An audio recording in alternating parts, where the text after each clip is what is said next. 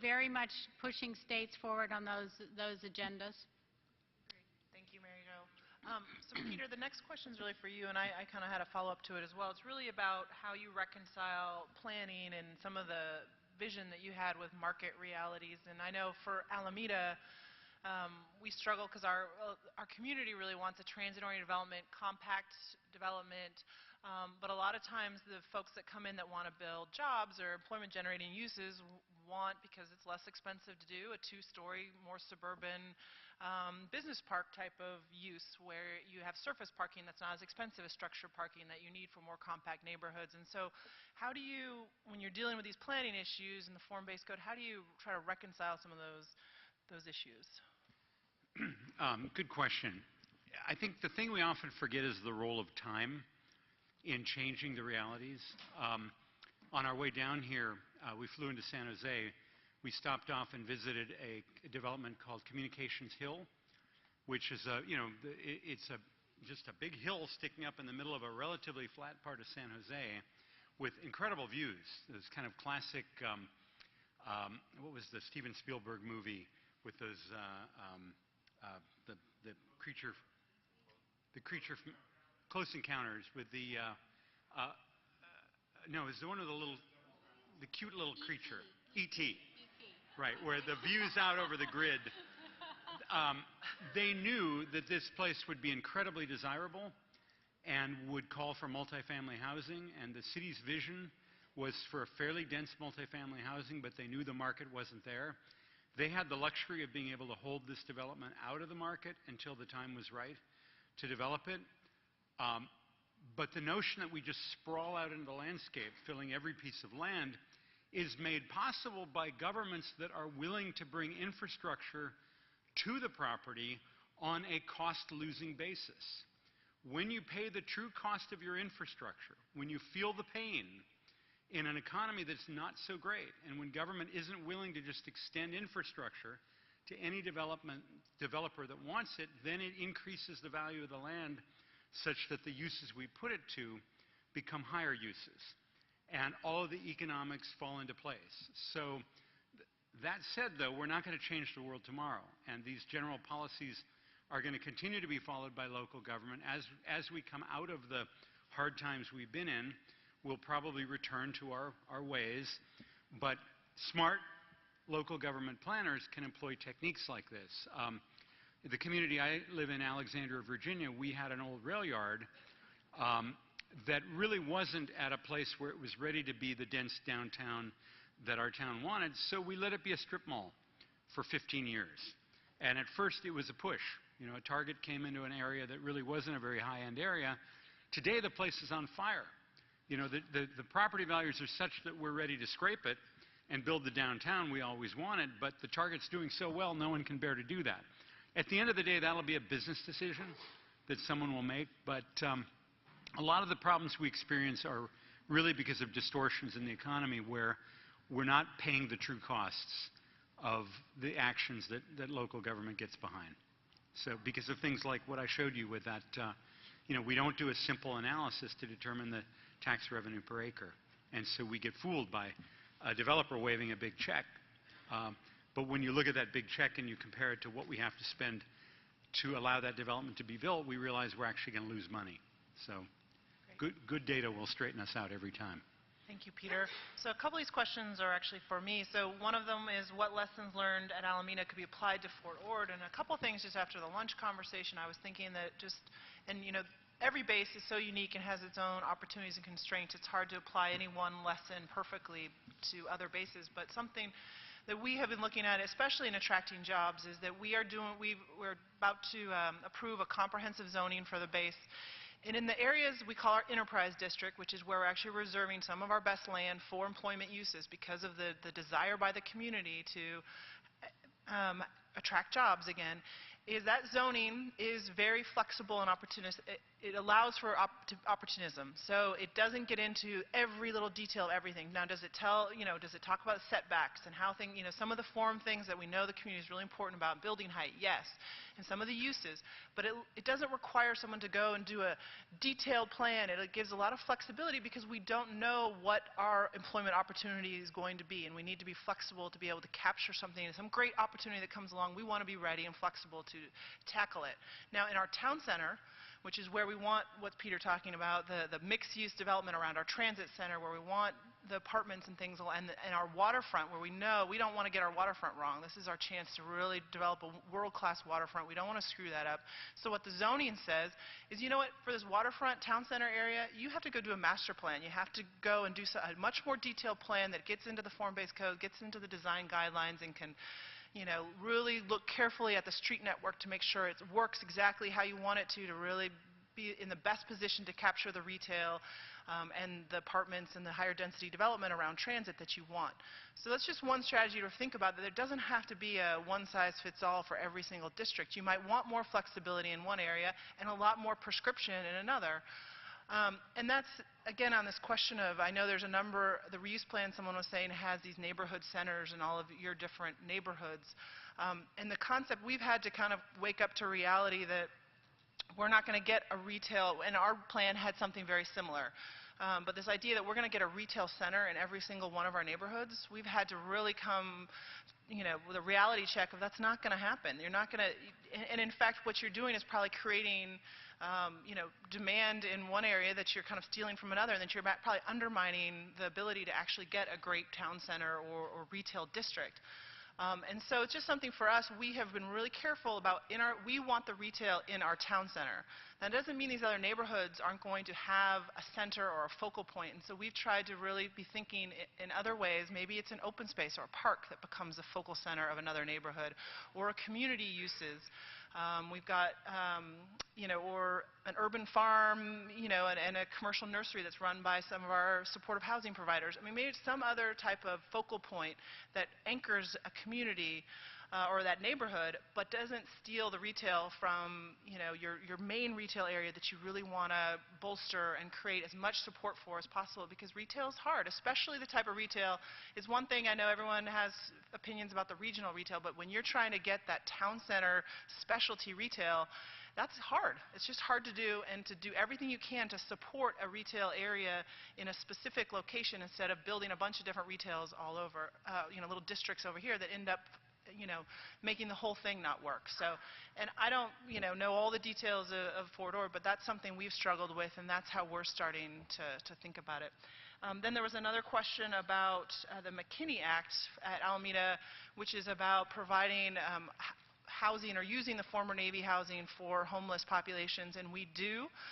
We have about 34 acres that's used by 3 supportive housing providers that provide 200 units of housing for them, for formerly homeless, including veterans and women survivors of domestic violence. And we have, in the past, there's been different approaches to how we address these providers and these populations. In the past, some of the developers that have come in, not all of them, but some of them have said, you know what, that's just, all that's going to do is bring market values down. I don't want to be near them. We need to relocate them. We need to get them off the site, and just kind of being at kind of almost at war with the the existence of them. And we've tried in the past, more recent past, to really take advantage of those relationships and just say, they're part of our community. Let's see how we can integrate them in a way that creates a positive for everyone. And that doesn't mean we're still not going to have those questions with private developers that want to build across the street from what they're doing, and we're going to have to work those issues out. But we've really developed more positive relationship with them. We're looking at actually taking their 34 units of former housing that's falling down, that doesn't really serve their needs, and try to consolidate them onto a smaller parcel, which they're supportive of, in higher density location. They'd want to be on 12 acres instead of the 34. That frees up 20 acres that we can do other private development with to help fund that new facility for them. And it gives them new facilities that they can then use that better supports their mission of trying to get people into jobs. They also have an urban farm that they actually grow produce for their residents. They've got a commercial nursery that they run, a bike shop. a commercial kitchen that they use to train for catering. And so we're trying to see them as a part of the community, use them, work with them in a way that they become more of an asset than they are a detraction. So, that's not, and it doesn't mean that we're not going to have our issues as we move forward with the detailed market development, but we kind of tried to change our way of thinking about that. Sure. The next question is for Mary Jo. Could you elaborate on the Obama administration cluster strategy? Well, I don't know. I'm not here to be the spokesperson for the Obama administration on the cluster strategy. I guess what I would say is my personal opinion that it's great that the federal government, this is not about Obama, it's about the federal agencies. It's great that the federal agencies finally understood the value of clusters and a focus on cluster-based economic development. I would say they're late to the table and late to the game, and I'm not saying anything out of school. I've told them that. So it was kind of like my states, I don't know about you all, but my states tell me, oh no, please don't make us do another cluster analysis. We've done 6,000 of those. We don't need another one of those. We know what our clusters are. We just don't execute. And that was kind of the statement that you made as well. We got a lot of plans. We just don't execute well. So I think it's great that everybody's still talking about this and doing this. It's definitely the right perspective. For economic development, you have to be focused. And in fact, I would say very quickly, somebody asked the question of the panel previous to us about what's the strategy for attracting companies to our communities. And I would say you didn't finish that question correctly. The correct way to say that is what companies. You have to be focused. You can't just do this scattershot. Oh, let's get companies. It's about companies for what purpose? It's about building out your marine sciences, about building out your agriculture and talking to industry about what suppliers are missing. What are we missing here? Let's be strategic and go after those kinds of companies. So that philosophy and framework of which the administration is doing, I totally applaud. I think my worry has only been them not recognizing that many states and many regions had been doing this for a while, and really the value was in helping them execute. And they are doing that now. The grants that are coming out, I think, is helping communities re-up on what are the partnerships, just as you're discussing today. We didn't execute, so what do we need to do to get the right people around the table and now execute on what we know we've got? So I think we're all on the same page now, so that's good. I think this is going to be the last question. Peter, this one's for you. Obviously FORA has the multi-jurisdictional challenge, and so how would you, the question is, how do you really approach these growth issues and planning issues across those multi-jurisdictional boundaries, and how do you pull everyone together in a cohesive plan over those different jurisdictional boundaries? Good question. And actually, I'm wondering if at the end of it I can address one or two other things that came up that I wanted to clarify. We were talking at lunchtime about how really great public processes are facilitated.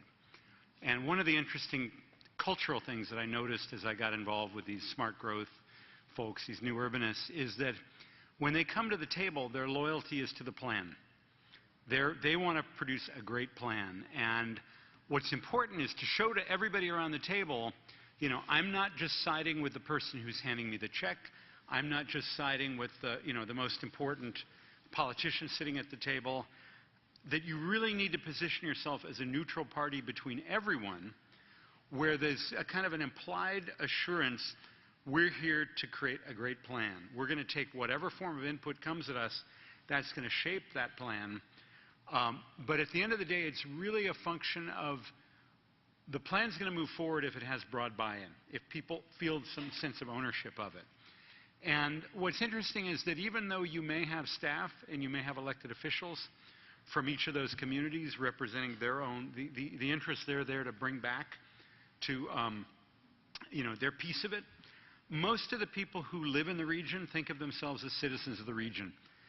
When they're shopping for a new house, they might be looking here, they might be there. Their sense of the political boundaries is probably fairly minimal. They're not going to know all the nuances of this school. Well, they might know the school districts because that's an important issue for parents. But in terms of, the various assessments for sewer construction or for this or for that. And I think that,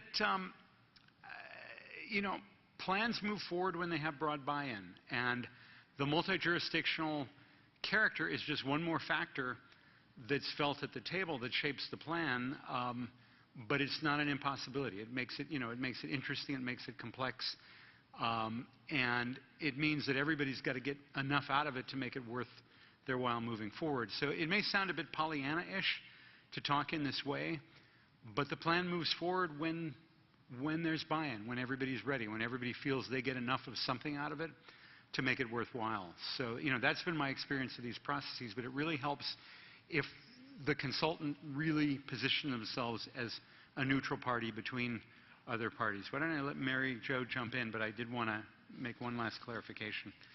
Well, the one thing I would add, the other side of this is once you have something in your region, you need to figure out how to share it. So, and that gets buy-in. So let me give you the example of the Phoenix again, where the TGen facility and the ASU downtown. The smartest thing that President Crow really did at ASU and Dr. Trent from TGen, they knew that if this became a downtown Phoenix project engine by itself, it would not be sustainable.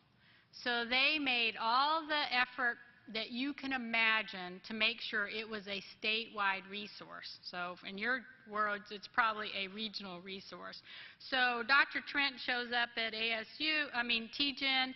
I kept the headlines about collaboration. Dr. Trent goes and visits Flagstaff, NAU. What do you got that that your faculty and everybody, students can tie into what I'm doing? He visits U of A. What do you got that you can tie in? He visits San Diego, which he got in trouble for that. He visits Michigan, which he got in trouble for, but he kept doing it because it was like collaboration. The same way for President Crow. They knew this was never to be said to be one city's effort, it was everybody's, and they worked really hard to make sure everybody saw the value of what was going on to them. And so it turned, you got to be part of the region and help it happen, but those who get something, in turn, has to make sure the whole region benefits from it, and it takes a lot of work.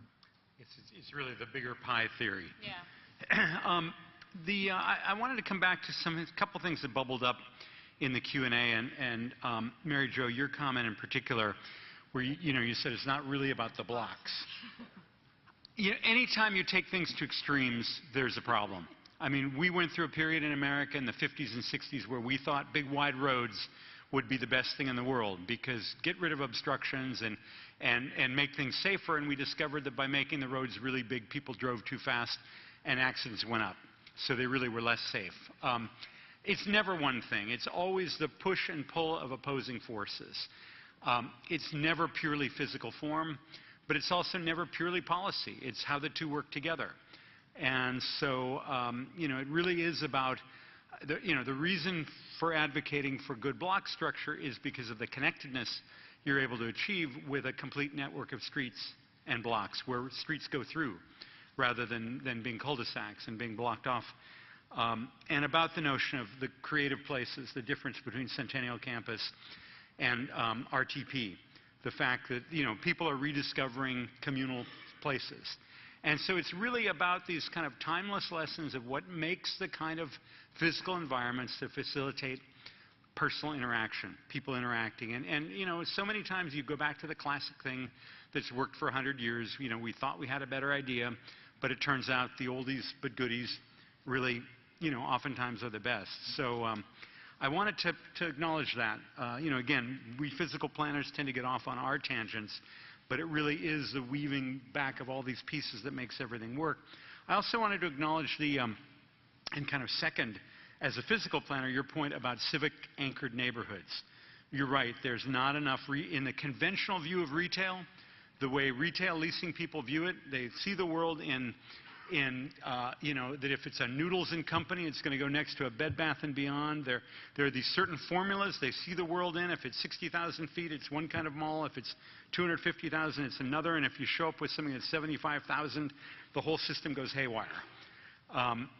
So the creativity in terms of how to anchor a neighborhood, there's a lot of new kind of pop-up forms of commercial and civic activity. I mean, in some ways, the rule book has just been completely opened up. And you have to acknowledge the standard formulas, but by the same token, you can be inventive. But in some ways, the important thing is to plant the flag and say, this is a neighborhood and this is the center. And it may start just as a red plastic flag, but the next thing you know, some kid sets up a lemonade stand and something else happens. It's really the aggregation. It's the agreement. This is our center. And we build out from it that begins to create the beginnings of neighborhood structure. And it's an accretive process. It's never ending. Great places are always in the process of becoming. So I just wanted to acknowledge those two points. Thank you all very much. Yes, the panel clearly deserves applause. A couple of quick items before we move to panel 2, and Craig, would you lead us in assembling panel 2, Jim, and so forth? Panel 3, okay. Thank you. A couple of things. Mary Jo did not mention this, but I just want to highlight the fact that at the NGA website, there's an extraordinary list of resources. If you go to their website that have to do with military base recovery and reuse, in fact, the Federal Facilities Working Group has done quite a lot of activity over the last dozen years or so. And if you look on their website, you'll find additional resources that might be of value to you. The next item I want to mention is that it's my understanding that our state senator will be here this afternoon to speak to us during the reception that we're going to have. Nicole, is that correct? Okay. So I just want to make sure all of you know that, because if you're here at the reception, you'll have a chance to hear Bill Monning talk about this colloquium and why it's important. And then finally, can we all stand up for just a second? Stand up just a minute. Everybody stand up. Here you go. All right. Want to take this?